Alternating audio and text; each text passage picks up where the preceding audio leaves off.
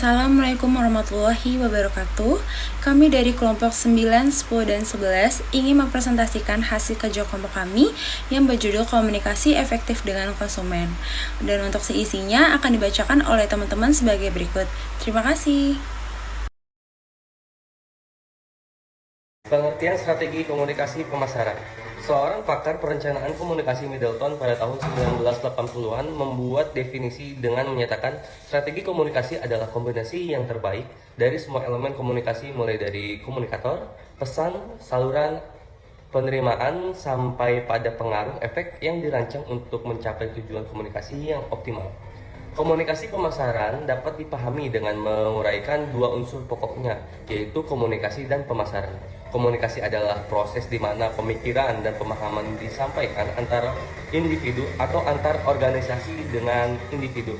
Pemasaran adalah sekumpulan kegiatan di mana perusahaan dan organisasi lainnya mentransfer nilai-nilai pertukaran antara mereka dengan pelanggannya. Jika digabungkan, komunikasi pemasaran merepresentasikan gabungan semua unsur dalam pembauran pemasaran merek yang memfasilitasi terjadinya pertukaran dengan menciptakan suatu arti yang disebarluaskan kepada pelanggan atau kliennya. Jadi strategi komunikasi pemasaran adalah kumpulan petunjuk dan kebijakan yang digunakan secara efektif untuk mencocokkan program pemasaran, produk, harga, promosi, dan distribusi dengan sasaran yang efektif. Disebutkan bahwa Fendi Tjiptono mengutip pendapat Tul de Ken bahwa strategi komunikasi pemasaran adalah sebagai alat fundamental yang direncanakan untuk mencapai tujuan perusahaan dalam mengembangkan keunggulan bersaing yang berkesinambungan melalui pasar yang dimasuki dan program pemasaran yang digunakan untuk melayani pasar sasaran. Terima kasih. Selanjutnya di sini ada tujuan komunikasi pemasaran. Tujuan komunikasi pemasaran ada 3, yaitu informing. Informing yaitu memberikan informasi. Ini untuk membuat konsumen sadar akan produk-produk baru, mendidik mereka tentang berbagai fitur dan manfaat merek, serta memfasilitasi penciptaan citra sebuah perusahaan yang menghasilkan produk atau jasa. Lalu ada persuading atau membujuk. Media promosi ini mampu mempersuasi pelanggan untuk mencoba produk dan jasa yang ditawarkan. Terkadang persuasi ini berbentuk mempengaruhi permintaan primer, yakni menciptakan permintaan bagi keseluruhan kategori produk. Lalu yang ketiga ada reminding atau mengingatkan. Iklan menjaga agar merek perusahaan tetap segar dalam ingatan para konsumen saat kebutuhan muncul yang berhubungan dengan produk dan jasa yang diiklankan.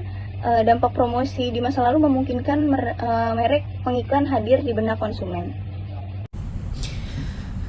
Baik, untuk materi selanjutnya kita akan membahas tentang ciri-ciri komunikasi pemasaran. Menurut Suma Negara, adapun ciri-ciri komunikasi pemasaran antara lain, yang pertama, komunikasi pemasaran bersifat kompleks. Artinya, tidak sesederhana seperti kita berbincang-bincang dengan rekan sekantor atau dengan keluarga di rumah. Yang kedua, komunikasi pemasaran memiliki tujuan yang hendak dicapai, yaitu peningkatan pendapatan atau laba. Dan kemudian yang ketiga, komunikasi pemasaran dapat menumbuhkan sebuah keinginan seseorang untuk memiliki atau mendapatkan produk. Adapun ciri-ciri komunikasi pemasaran menurut Lupiyuwadi antara lain, yang pertama, konfrontasi personal, yaitu mencakup hubungan hidup, langsung dan interaktif antara dua orang atau lebih. Yang kedua, komunikasi pemasaran dapat mempererat, yaitu memungkinkan timbulnya berbagai jenis hubungan, mulai dari hubungan penjualan sampai hubungan persahabatan. Kemudian yang ketiga, komunikasi pemasaran adanya tanggapan, yaitu membuat pembeli merasa berkewajiban untuk mendengarkan wiraniaga. Selanjutnya ada langkah-langkah pengembangan komunikasi pemasaran yang efektif. Yang pertama, mengidentifikasi khalayak yang dituju. Khalayak dapat diartikan sebagai calon pembeli produk perusahaan. Pemakai saat ini, penentu keputusan atau pihak yang mempengaruhi. Khalayak ini dapat terdiri dari individu, kelompok, masyarakat tertentu atau masyarakat umum. Terus yang kedua ada menentukan tujuan komunikasi setelah pasar dan karakteristiknya diidentifikasi. komunikator pemasaran harus memutuskan tanggapan yang diharapkan dari halayak. Tanggapan terakhir yang diharapkan dari halayak adalah pembelian, terus kepuasan yang tinggi, dan cerita dari mulut ke mulut yang baik. Terus yang ketiga ada merancang pesan setelah menentukan tanggapan yang diinginkan dari halayak. Komunikator selanjutnya mengembangkan pesan yang efektif. Idealnya pesan itu harus menarik perhatian, terus mempertahankan ketertarikan, membangkitkan keinginan, dan menggerakkan tindakan. Terus keempat, memilih saluran komunikasi.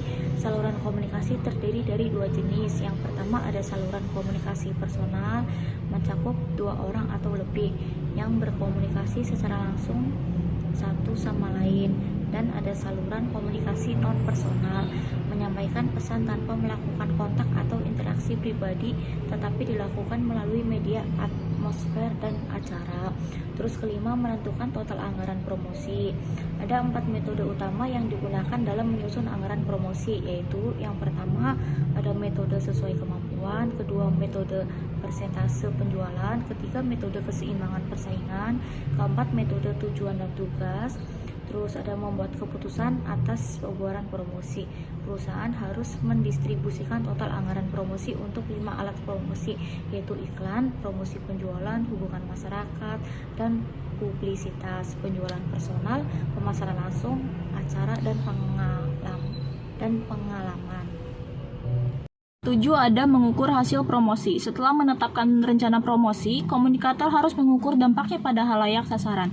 Hal ini mencakup menanyakan halayak sasaran apakah mereka mengenali atau mengingat pesan yang telah disampaikan, beberapa kali mereka melihatnya, hal-hal apa saja yang mereka ingat, bagaimana perasaan mereka tentang pesan tersebut, dan sikap mereka, baik sebelumnya maupun saat ini tentang produk dan perusahaan itu. Yang kedelapan adalah mengelola dan mengkoordinasikan proses komunikasi pemasaran terintegrasi. Berkembangnya berbagai jenis media baru dan semakin canggihnya konsumen, begitu juga dengan alat komunikasi, pesan, dan halayak menjadi lebih modern. Selanjutnya, jenis-jenis model komunikasi pemasaran. Menurut Kennedy dan Sumanagara, ada 5 model komunikasi dalam pemasaran, yaitu sebagai berikut. Yang pertama adalah iklan. Iklan adalah komunikasi massa melalui media surat kabar, majalah, radio, televisi, dan media lain, atau komunikasi langsung yang didesain khusus untuk pelanggan antar bisnis. Yang kedua, penjualan tatap muka.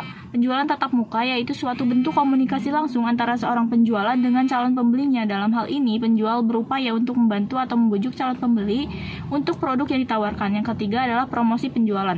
Promosi penjualan terdiri dari semua kegiatan pemasaran yang mencoba merangsang terjadinya aksi pembelian suatu produk yang cepat atau terjadinya pembelian dalam waktu yang singkat.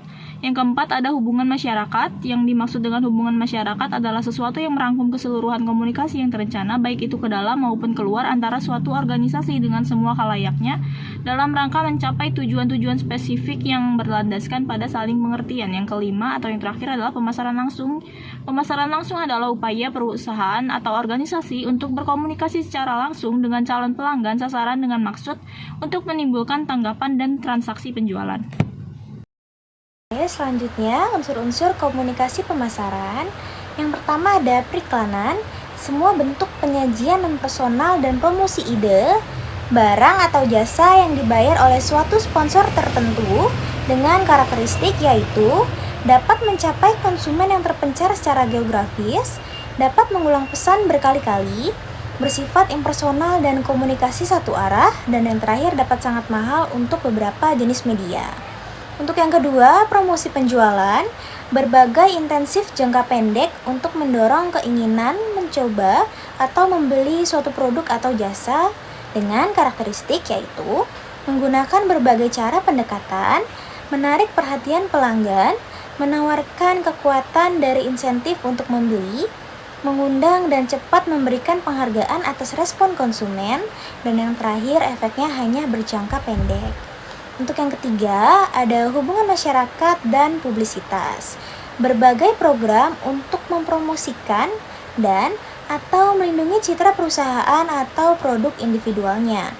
Dengan karakteristik sangat percaya, bisa meraih orang yang menghindari tenaga penjualan dan periklanan, dapat mendramatisasi perusahaan dan produk, sangat berguna dan juga efektif dan ekonomis. Untuk yang terakhir di sini yaitu penjualan personal. Interaksi langsung dengan satu calon pembeli atau lebih untuk melakukan presentasi, menjawab pertanyaan, dan menerima pesanan. Dengan karakteristik yaitu melibatkan interaksi pribadi, memungkinkan pengembangan hubungan erat dan perangkat promosi yang sangat mahal. Baik, selanjutnya akan dibacakan oleh saya mengenai unsur-unsur komunikasi pemasaran. Yang kelima ada pemasaran langsung, yaitu penggunaan surat, telepon, fax, mili, email, dan alat penghubung non-personal lain untuk berkomunikasi secara langsung dengan atau mendapatkan tanggapan langsung dari pelanggan tertentu dan calon pelanggan. Dengan karakteristik yang pertama adalah bentuknya yang beragam, mencerminkan 4 subrak karakter non-publik, seragam, dan interaktif. Lalu ada sangat tepat untuk pasar sasaran tertentu yang dituju. Dan yang keenam ada acara dan pengalaman, merupakan pengembangan publisitas yang mengacu pada pengadaan kegiatan organisasi yang sifatnya mendukung promosi. Misalnya persponsoran mendukung acara yang menjadi perhatian masyarakat. Dengan karakteristik yaitu merupakan yang pertama merupakan dukungan untuk pendekatan individu dan publik. Lalu ada berorientasi pada pencapaian pasar sasaran yang terbatas namun efektif. Lalu ada bauran komunikasi pemasaran atau promotion mix, yaitu ada periklanan atau advertising, yaitu setiap bentuk penyajian dan promosi bukan pribadi akan gagasan barang atau jasa yang dibayar oleh sebuah sponsor tertentu.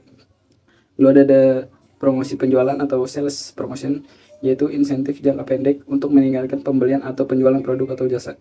Lalu ada publisitas atau publicity, yaitu rangsangan permintaan bukan pribadi atau produk, jasa atau satuan bisnis dengan memasang berita yang signifikan secara komersil mengenai produk, jasa atau satuan bisnis pada media cetak atau dengan memperoleh penyajian yang menarik melalui radio, TV, dan pantas yang tidak dibayar oleh sponsor. Lalu yang terakhir ada penjualan pribadi personal atau personal selling, yaitu penyajian lisan dalam percakapan dengan satu atau lebih calon pembeli dengan maksud menciptakan terjadinya penjualan. Baik, itu saja, mungkin selanjutnya akan dibacakan oleh teman rekan saya. Terima kasih. Terima kasih untuk teman-teman semua sudah membacakan materi tersebut. Di sini saya akan membacakan tentang kesimpulannya, yaitu strategi komunikasi pemasaran adalah untuk mencapai tujuan dalam memberikan informasi, mempengaruhi promosi atau kegiatan pemasaran agar tercapainya keberhasilan perusahaan tersebut. Dengan menerapkan strategi-strategi tersebut, maka terciptanya komunikasi yang efektif dengan konsumen sehingga meningkatkan kesadaran merek, memperkuat kepercayaan konsumen, dan meningkatkan penjualan. Baik, demikian dari presentasi kelompok kami. Kurangnya lebih mohon maaf. Semoga bermanfaat untuk materi ini. Terima kasih. Wassalamualaikum warahmatullahi wabarakatuh.